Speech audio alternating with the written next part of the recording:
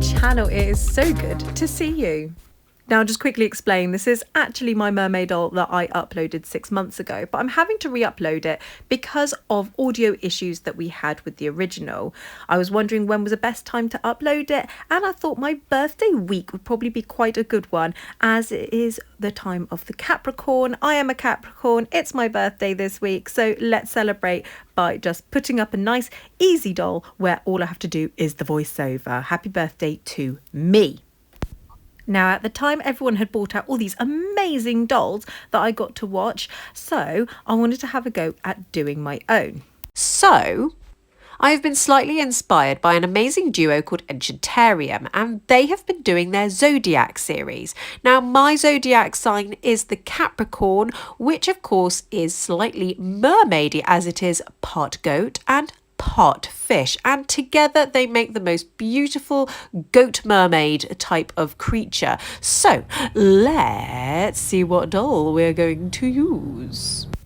Now, at the depths of a boot fair, I found this poor Draculaura doll. For people out there who don't know what a boot fair is, in the UK it's basically what we call our flea markets, but they tend to be outside. From the boot of a car, people will sell their wares. So that's where I found her. She's very beat up and very sad looking. But that is where this doll is rather perfect, because we do not need her arms. We're going to mould her some new ones. And we certainly don't need the bottom half of her legs, because we are going to mould her a beautiful mermaid tail.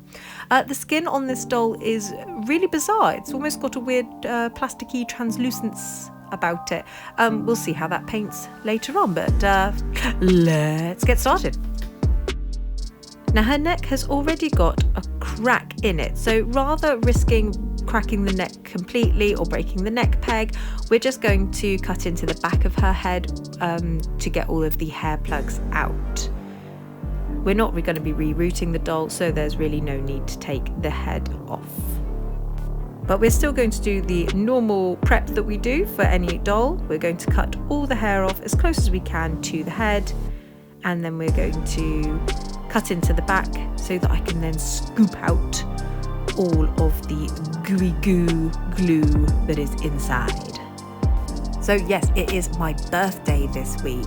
It's always been a bit of an odd one having your birthday in January. Everyone seems to be on a bit of a downer after Christmas, but comment down below, what do you guys think would be a good thing to do for a January birthday, a nice way to celebrate? I need some ideas, please.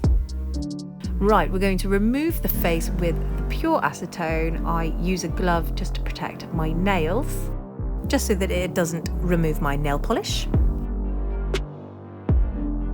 I also use acetone all over her head so that we can get rid of that base colour that they had for the hair. And we're just going to cut through the joints so that she no longer has her bottom half of her leg. She doesn't need it. So I'm going to drill down into her knee holes. Yes, into her knee holes, where we'll be able to insert some wire and create a new tail for her. Now, I managed to find this rotary tool accessory kit in one of my local shops that is called an Aldi.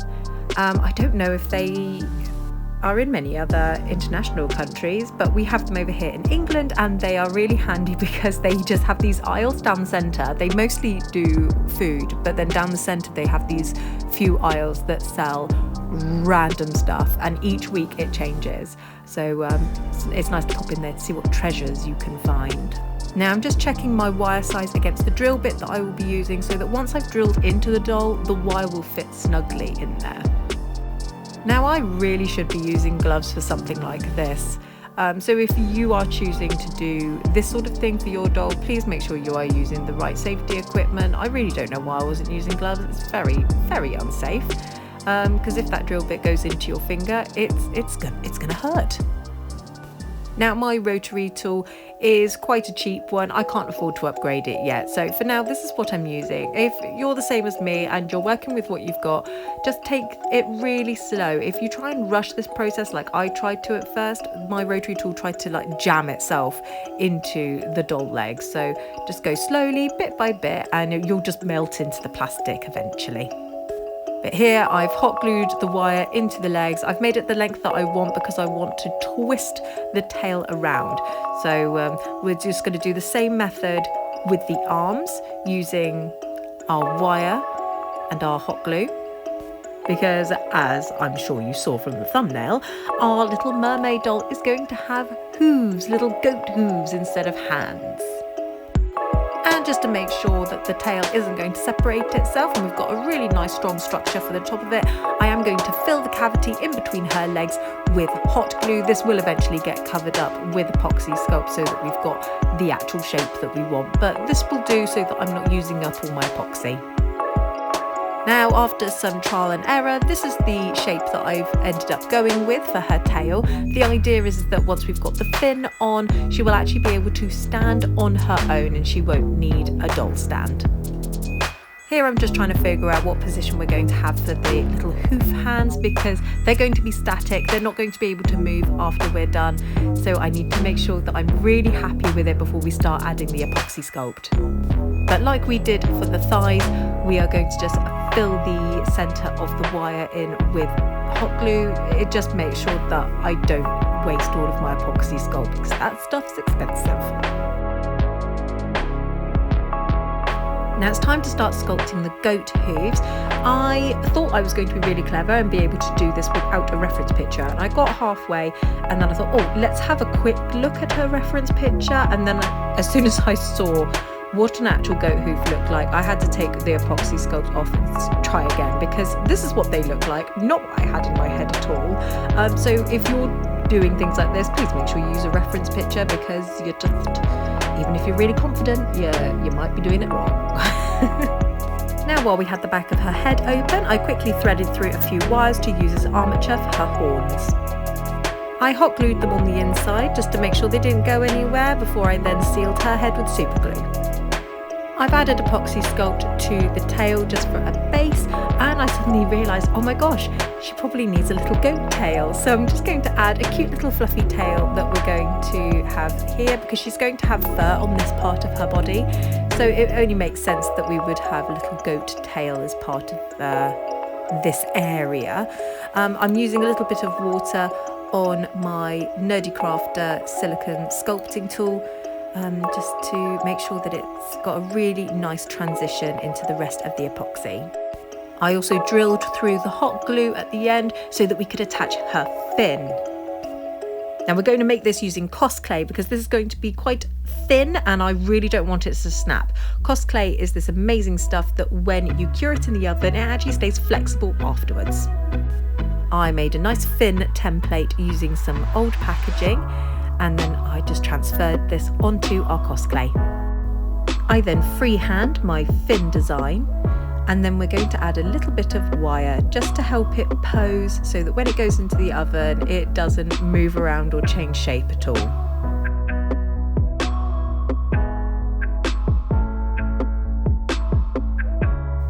I press the wire skeleton into the clay, and then I take little scraps from the other pieces and place them on top just to sort of blend them in and hide the wires.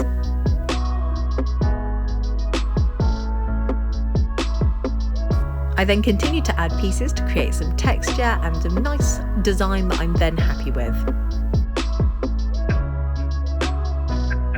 And of course, if you are enjoying it, please feel free to give a little like, a subscribe, and ding that bell so that you never miss one of my videos.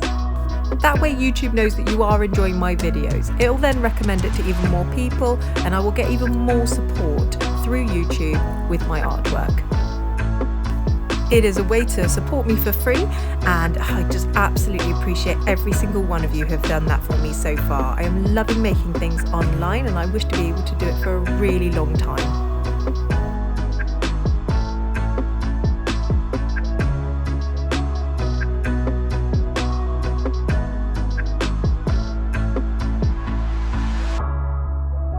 I then moulded on her horns and gave them a little texture as well, just so that they weren't completely smooth.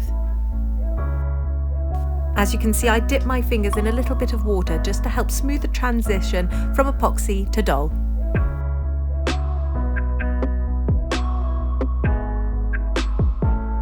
I had some extra clay, so rather than let it go to waste, I decided to add it above and below her chest bumps to create a more flat-chested appearance.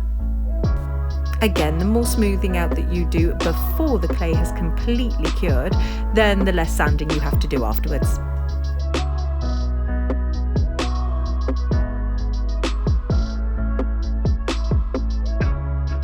Okay, the fin has officially been cooked, so it's lovely and flexible. So with the extra wires that were poking out of it, I've threaded those through the hole. Oh, try saying that fast. Threaded those through the hole, and I will cover the unsightly bit up with some extra epoxy sculpt. But I've sanded down the rest of her that needed smoothing out, and I think she looks really good so far. So I'm going to cover her face up with some cling film, because we are going to mould on her mask.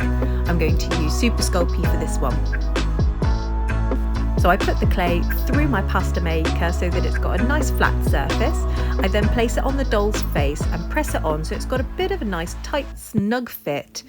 And then I just cut around the excess. It's not going to look perfect because I kind of want it to look slightly like it was a skull once.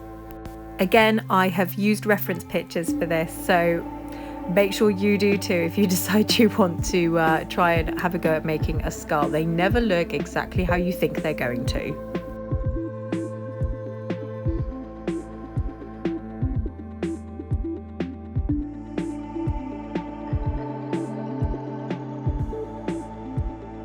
Once that has been cooked in the oven, I am going to cover it with some wicker white folk art acrylic matte paint.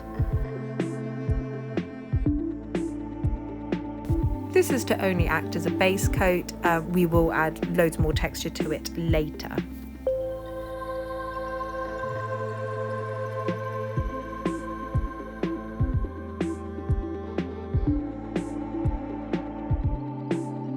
While that is drying, we are going to get this baby pink onto her body so that we can try and blend in the epoxy sculpt into her existing body. I've already started doing the chest piece. It seems quite a good match at the moment. We will see how well it still looks once it's dried. Now, this was the first thought when I was picking out colours for our Capricorn. I wanted to go with the purple because I thought it went really well with the pink, and we were going to have a nice purple yarn hair for her as well. I did change the colour of the purple because I then thought we were going to have green hair, so then we changed her scalp colour to a green. I then looked the next day and went bleh. So I changed it all to black instead, but was still very unsure about the green. So I then had a little faff around with her tail and came with this gorgeous teal colour that I absolutely loved, and I really wanted to keep that in. I didn't have any teal yarn that I could turn into hair. So that's then when I went with the white, black and teal colour theory. So to cover the tail, I took some faux suede strips and I just hot glued them starting from the fin end of her tail and went over them so that they went in almost like armoured scales kind of a look. Don't know how to explain it, but yes, armoured scales. So thankfully I was able to have it so we still got a little bit of movement on the hip joint, but we're going to put a little bit of white yarn fur on the bottom so that it then blends up from her tail into her white fur for her body. I used Elmer's glue and started from the bottom, working my way up to the top in layers, and we stopped just around her collarbones. Once she was covered and the glue was dry, I was able to go in and give her a little haircut and make it lay really nicely against her body. I then went and did the same thing to cover her wrists and arms. Now I made these really tiny plaits so that we can try and make a really lovely Daenerys Khaleesi look from Game of Thrones, where we just have little braids going all over the place, being very decorative. I wanted to have the base of the horns covered, so it was a little bit of trial and error when placing my plaits or placing the hair wefts. I also chose to use Elmer's glue for this. I normally use hot glue, so I was slightly impatient when placing the wefts for this, but I wanted to see if I could get a bit of a flatter look using Elmer's glue. For the moment, the hair wefts are going over her face, but they will then be flipped back once they're dry, so that all of the hair is actually cascading down her back, through her horns, and then I go ahead and put little plaits, crisscrossing them at the back, and I place them with pins so that we can cover them with hairspray, as well as tie them up with a little bit of white thread so that they stay in place. Now, the genius that I am realised that I've just gone ahead, done all of this work on the hair, and realised I've not done the face. And if any of you know, if you use Mr. Super Clear, you do not want that going on your hair. So I've had to very delicately burrito her hair up into some plastic so that I am able to spray her face. And of course her body hair as well I've had to cover up, because we don't want any of the Mr. Super Clear going on to that. So with a couple of layers of Mr. Super Clear, we're able to add on her face. I went with the horizontal pupils because that's what goats have. I found these pupils really tricky to try and get to look right, so hopefully they look all right, but yeah, very odd eyes once you start looking at them for too long. To try and keep her face looking celestial and angelic, I have decided to do white eyelashes for this one. And I must say, she's probably one of the most delicate little angelic faces I've ever done. Her eyes are so small, she's very cute. So I've given her a final layer of Mr. Super Clear just to seal the face so that nothing can happen to it. And we're just taking all of that plastic off of her and just making sure that there's not been too much damage to the styling of her hair. I added some hairspray to her hair to make sure it doesn't go anywhere, and then I found this gorgeous gold paint which I think goes very nicely with the rest of the colour scheme. So I've added it to her fins, to her horns and her little hooves as well.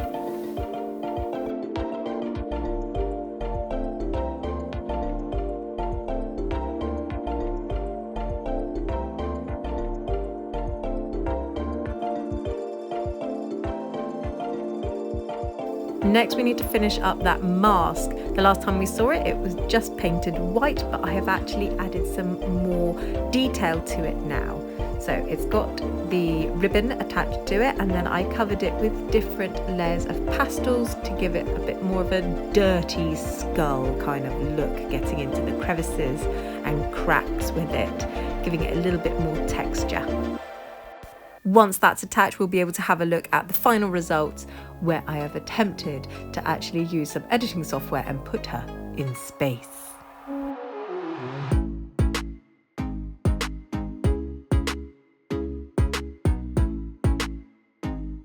I love how this little Capricorn turned out, and thank you so much for sticking with me through her creative journey. As always, you guys are absolute superstars, so I thank every one of you for liking, subscribing and watching my little videos on the internet. I love doing videos for you guys, so any suggestions of what you'd like to see in the future from me, pop it down below. I love reading all the comments and having a little chit chat with you guys after each and every video. This little doll is available on my Etsy, so keep a little eye out on there. There's going to be more dolls being added this week. But until next time, bye-bye.